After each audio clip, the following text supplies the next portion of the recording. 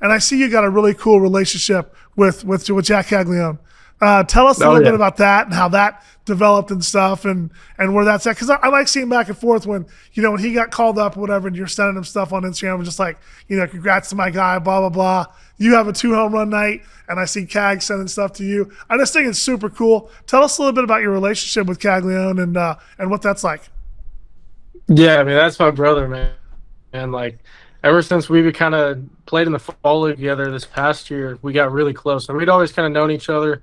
I reached out to him obviously after he got drafted, and started the relationship out a little bit. And but like since the fall league, like we've been like real close. And I mean it's always good, like especially like being new into the organization, being able to, like, in my eyes, like when I had people step up and kind of show me the ways and just talk to me about different things, like not even like show me how everything works, but just like be there. That's what I try to be for all my teammates. And Jac's been awesome. He's a true professional. Like he handles his business in the best way possible. And being able to be really close with him, it's awesome, just because like we both know that we want to play together for a while, and that's the goal. Like we want to bring championships back to Kansas City together. And like I feel like that's where we get excited together. It's like man, we have such a good relationship. It's like we're gonna be together for years to come. We're gonna be out there playing on the field, grinding out during the season. Like, it's awesome being able to have him. It's definitely for sure a good time. It's a blessing to have him in the organization, because he's one of the best players in the world. Yeah. And I think everybody knows that, and he knows that. But the best thing about him is like he may know like he's one of the best players in the world, but he's never gonna show it. He's never gonna flaunt it. Like he's genuinely an amazing person, which is, I mean, the kind of guy that you want to have on your team.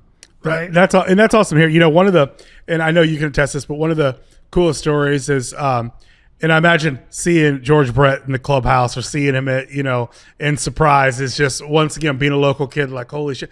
If I see him out at dinner, I'm like, damn, there's George. And that's my guy. Just, I grew up with that. But one of the great things he said, he was like, when you guys are, in spring training, he goes, I've been around the game for a really long time. He goes, it's the effect Cags has. He goes, you can kind of go through and you can be on your iPad doing your shit. He goes, when Cags come up, both dugouts are on the top of the dugout watching what he's going to do. And he goes, I have not seen that since Bo Jackson. And he goes, I'm not talking. He goes, the entire dugout. He goes, it's like the College World Series.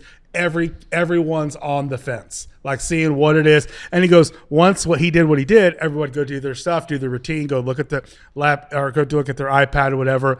But that's different. And being in it and the sound effects, obviously you've been around a lot, but they say multiple people, multiple big leaguers, multiple executives said the ball sounds so different when it comes off his bat.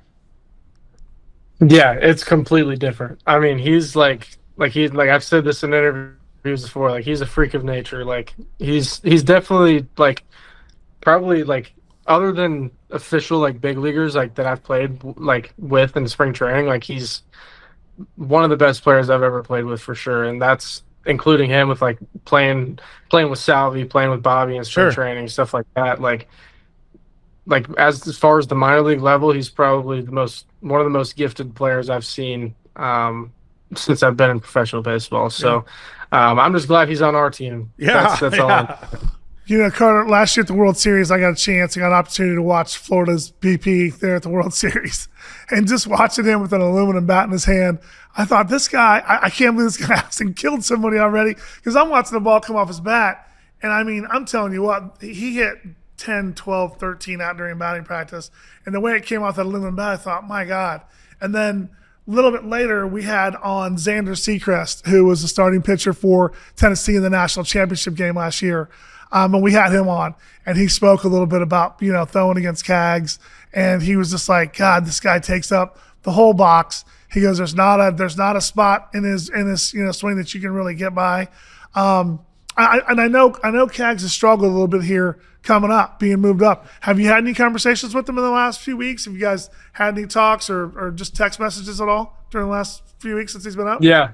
Yeah, we talk every day, whether it's text or phone call, FaceTime, whatever. Like we talk every day. which is good. Like it helps me. I know it helps him. Obviously he hasn't had the start that he's wanted, but like at the same time, like everybody knows he's going to be a star in this game. Right. Everybody knows that he's going to be one of those guys that like kids are going to be wearing his jersey all over the city. And hey, my guy already has one. He pulled up the other day, and I'm like, man, where'd you get that kegs at? It's like I told him, I'm like, I'm still waiting on mine. I still need my jersey. But hey, was he? I mean, was he stoked about awesome, that ball he pulled out of right field? That was a big time play when he robbed that home run. That was dope.